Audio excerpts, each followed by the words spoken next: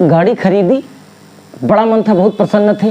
धीरे धीरे जैसे जैसे गाड़ी पुरानी होती गई उससे हमारा मोह भंग हो गया। अब हमको दूसरी गाड़ी चाहिए, उस गाड़ी से हमारा लगाव जो था वो कम खत्म हो गया। हमें 10 लाख रुपए की चाहत थी कि इतना मिल जाए तो हमारा जीवन धन्य हो जाएगा, लेकिन जब उतने आए तो हमें और की चाह हो गई। अब वो 10 लाख कम लगने लगे, उससे भी अब हमारा मोह कम हो गया। तो यह जो मोह कम हो रहा है, यह जो सुख था वह सुख बार बार बदल रहा, उसकी परिभाषा बदल रही है। यही शुक्र है, क्षणिक सुख। नमस्कार, रुद्राष्ट्र विज्ञान में आप लोगों का बहुत बहुत स्वागत, अभिनंदन है।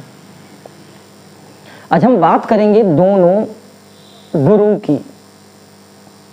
एक देव गुरु हैं और एक दैत्य गुरु हैं, दोनों गुरु हैं। देव गुरु हैं बृहस्पति और दैत्य गुरु हैं शुक्र। ये दोनों गुरु हैं, लेकिन कारकत्व में, प्रभाव में, फल में बहुत बड़ा अंतर है। एक का जो सुख है वह अस्थाई है और दूसरे का सुख अस्थाई है। गुरु जब भी सुख देंगे तो वह अस्थाई सुख देंगे, शुक्र जब भी सुख देंगे तो वह अस्थाई सुख देंगे। मतलब कि डाइवर्टेशन होता रहेगा, बदलाव होता रहेगा आपकी सोच में जब शुक्र के माध्यम से कोई सुख मिलेगा। तो शुक्र का जैसे कारकत्व समझ रहे हैं हम कि शुक्र का जो कारकत्व है वह भौतिकवादी संसार का सुख है। जैसे कि गाड़ी हमने खरीदी, हमारे पास गाड़ी नहीं थी तो बहुत उत्सुकता थी, बड़ी लालसा थी कि हम गाड़ी खरीदेंगे। हमें गाड़ी मिली। शुरुआत में कुछ दिन हमने बड़ा लगाव से उसको झाड़ा पोछा सब कुछ किया, उसमें बैठे, बहुत आनंदित, बहुत अच्छा हमको फील हुआ। लेकिन धीरे धीरे धीरे धीरे फिर वह जो सुख हम उसमें अनुभव कर रहे थे वह धीरे धीरे धीरे धीरे कम होता जाएगा। फिर दूसरी गाड़ी की लालसा आ जाएगी, वह गाड़ी अब उतनी महत्वपूर्ण नहीं रही जितनी पहले थी। यह है शुक्र का सुख, यानी इसी को कहा गया है कि क्षणिक सुख। क्षणिक का मतलब ऐसा नहीं कि अभी आपने सोचा और अभी बदल गया। एक निश्चित डिस्टेंस, थोड़ा समय, थोड़ा अंतराल जरूर लगेगा, लेकिन वह स्थिर नहीं रहेगा। और यही कारण है कि जब गुरु से यानी बृहस्पति के द्वारा जब कोई सुख की प्राप्ति होती है तो वह ज्यादातर स्थिर रहता है, उसमें बदलाव नहीं होता कि आज हमने सोचा किसी चीज की कल्पना की, वो हमको कोई चीज मिली और उसके बाद इस विचारधारा बदल गई, अब ये नहीं, हमको कोई दूसरा चाहिए। जैसे गुरु यानी ज्ञान, तो सत्य वाला ज्ञान अगर किसी को प्राप्त हो जाए, आपने अक्सर देखा होगा जो बहुत पहुंचे हुए संत हैं, जो मनीषी, जो ऋषि हैं, जिनको तत्व का ज्ञान हो गया, वह बृहस्पति की कृपा से हुआ। और वह जब ज्ञान हो गया तो ऐसे लोग बहुत कम बोलते थे। कारण क्या था? उनको इतना अंतर्ज्ञान हो गया, उनको सत्य का ज्ञान हो गया। और यही कारण है कि अब उनको समझ में आ गया कि जो भी चीजें थी भौतिकवादी संसार में वह उतनी मूल्यवान नहीं थी। तो वह ज्ञान उनमें स्थिरता के साथ अंत तक, जीवन के अंत तक बना रहा। यानी कि उस सुख का भोग वो पूरे जीवन किए। लेकिन शुक्र का जो कारकत्व होगा तो वह शुक्र जो होगा वह क्षणिक सुख देगा। कुछ समय के बाद विचारधारा बदल जाएगी और उस पदार्थ से यानी उस प्रोडक्ट से आपको सुख नहीं मिलेगा। फिर आपको उस प्रोडक्ट से रिलेटेड कोई चीज बदलनी पड़ेगी कि ताकि आपको फिर दोबारा रीजनरेट हो सुख। गुरु और शुक्र में एक बहुत बड़ा अंतर यही है। शुक्र भूख है, शुक्र जो है वह अतृप्ति है। गुरु जो है बृहस्पति जो है वह तृप्ति है। यानी कि यह भूख ही है कि हमें कुछ आज चाहिए, हमें लगा कि यह चीज हमको मिल जाए तो हमारी जो भूख है वह शांत हो जाएगी। वह चीज जब हमको मिल गई, नहीं, ये ऐसा लगेगा कि नहीं, ये हमको नहीं चाहिए। आदमी एक लूप में, एक सर्किल में, एक गोले में कंटिन्यू दौड़ता भागता चला जाएगा सुख की तलाश में। उसको लगेगा कि सुख मिल गया, लेकिन वह सुख लगेगा कि नहीं मिला। क्यों? जैसे गाड़ी के उदाहरण का भी हमने समझा।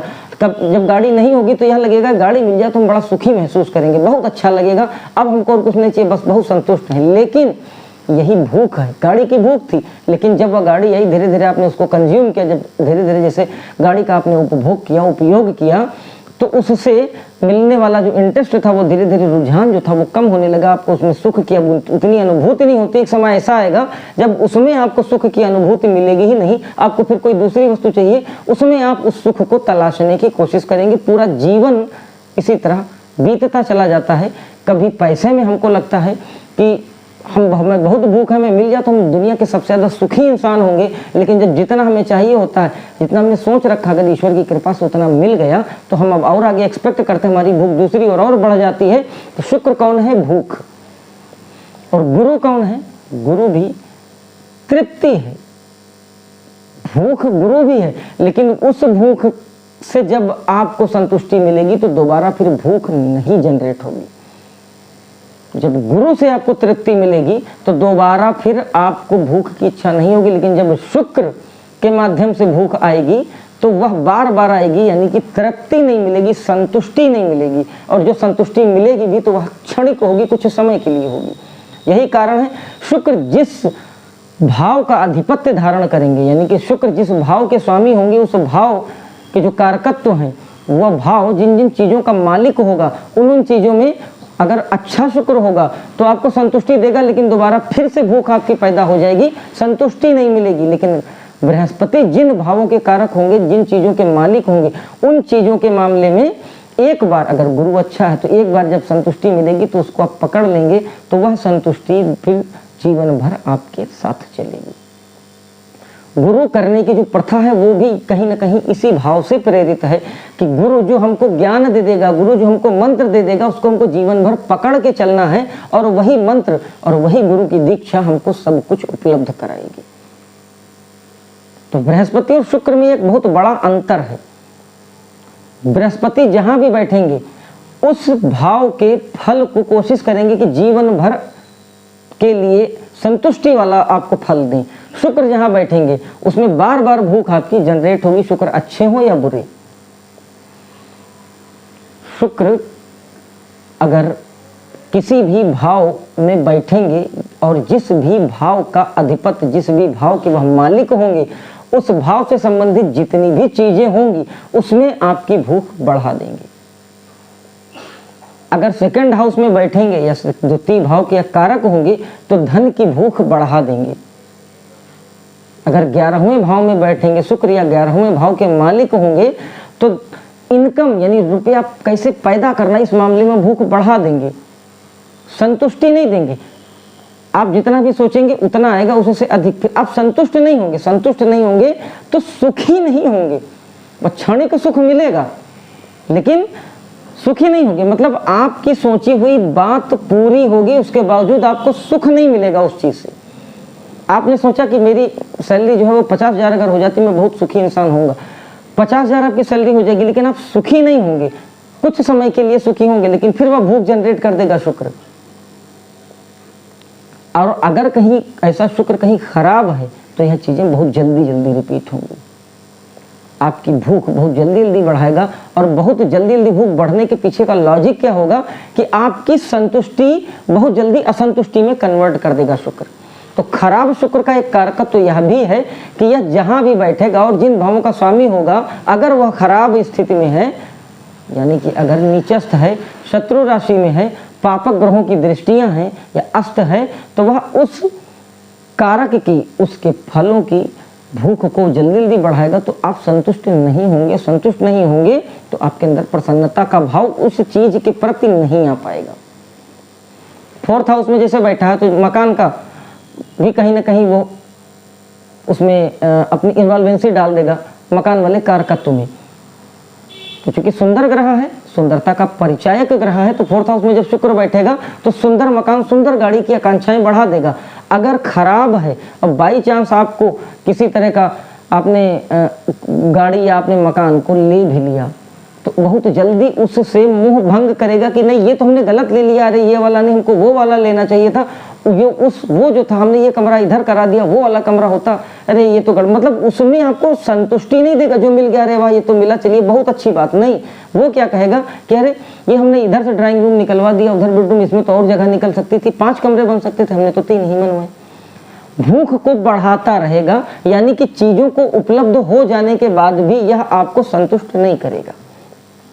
और अगर इसी जगह पर 4th हाउस में गुरु बैठ जाए तो यह क्या देगा, अरे वाह चलो हमको घर तो मिला, कमरा रहने को हमारे पास नहीं था, हमारे पास कम से कम घर तो हो गया, अब हमारे पास छत तो है, हे प्रभु तुम्हारा बहुत बहुत धन्यवाद। और वह उसी घर में रह के बड़ा खुद को संतुष्ट, बहुत प्रसन्न, बहुत आनंद चित्त महसूस करेगा। यह गुरु और शुक्र के कारकत्व का अंतर, दोनों में फोर्थ में बैठ के दोनों में ही उस कारकत्व को उपलब्ध करा रहे हैं, यानी दोनों में ही वह घर तो दे रहे हैं, मकान आपको दे रहे हैं, लेकिन संतुष्टि नहीं दे रहे हैं। शुक्र बैठेगा तो वो कोई ना कोई कमी निकाल के आपको डिस्टर्ब करेगा, ये नहीं, ये हो जाता तो बहुत अच्छा था। लेकिन जब बृहस्पति बैठेगा तो वो क्या करेगा, अरे हे प्रभु तुम्हारा धन्यवाद, चलो ये बहुत मुश्किल सही लेकिन हमको मिल गया, अरे इसमें हमको बड़ा मजा आ रहा, बड़ी खुशी, अरे चलो अपना तो है।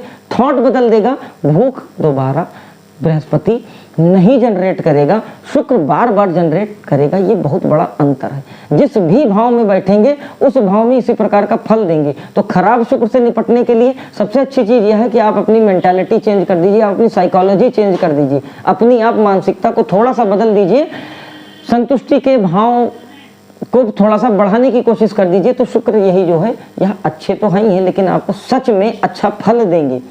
आपको घर मिलेगा तो आप संतुष्ट होंगे, आपको मकान मिलेगा तो संतुष्ट होंगे, आपकी जितनी भी सैलरी होगी आप उसमें संतुष्ट होंगे। मैं ये नहीं कहता हूँ प्रयास न करिए, प्रयास करिए, लेकिन उस भूख को मत बढ़ने दीजिए। क्यों? क्योंकि जब आप भूख बढ़ेगी तो आप हो सकता है कि कुछ ऐसे रास्ते को चुने जो तरीका सही ना हो। और अगर शुक्र इसी में खराब होगा तो अपने कारकत्व के अनुसार व्यक्ति जो है वह किसी गलत रास्ते को भी चुन सकता है उस भूख को मिटाने के लिए। डिपेंड ऑन कुंडली में स्थिति क्या है, बृहस्पति की और शुक्र की। और यही कारण है कि शुक्र बृहस्पति संतुष्टि का भाव देते हैं, बृहस्पति तृप्ति दे देते हैं। यही कारण है कि अगर केंद्र में अच्छा बहुत मजबूत होकर बृहस्पति बैठा तो बहुत से दोषों का नाश कर देता है। वो कारण, उसके पीछे का लॉजिक यही है कि ये जब बैठेंगे तो ये संतुष्टि दे देंगे। और जब कोई व्यक्ति संतुष्ट होगा तो निश्चित तौर पर उसके अंदर भी मतलब कि उतार चढ़ाव वाले विचार नहीं आएंगे और वो उल्टे सीधे प्रयास नहीं करेगा। संतुष्ट व्यक्ति गलत तरीकों का जल्दी चयन नहीं करता। जब आप गलत तरीकों का चयन नहीं करेंगे तो एक तो पाप के भागीदार नहीं होंगे, और दूसरा कि आप प्रयास ही नहीं करेंगे किसी गलत तरीके का तो आप उल्टे सीधे मामलों में फंसेंगे ही नहीं। तो जो दैत्य गुरु हो वह दैत्य के समान, यानी कि उस विचारधारा के समान फल देंगे।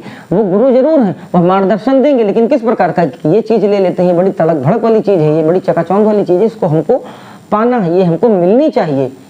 लेकिन जब वह मिल जाएगी तो चूंकि संतुष्टि नहीं देंगे तो आप दोबारा फिर प्रयास करेंगे।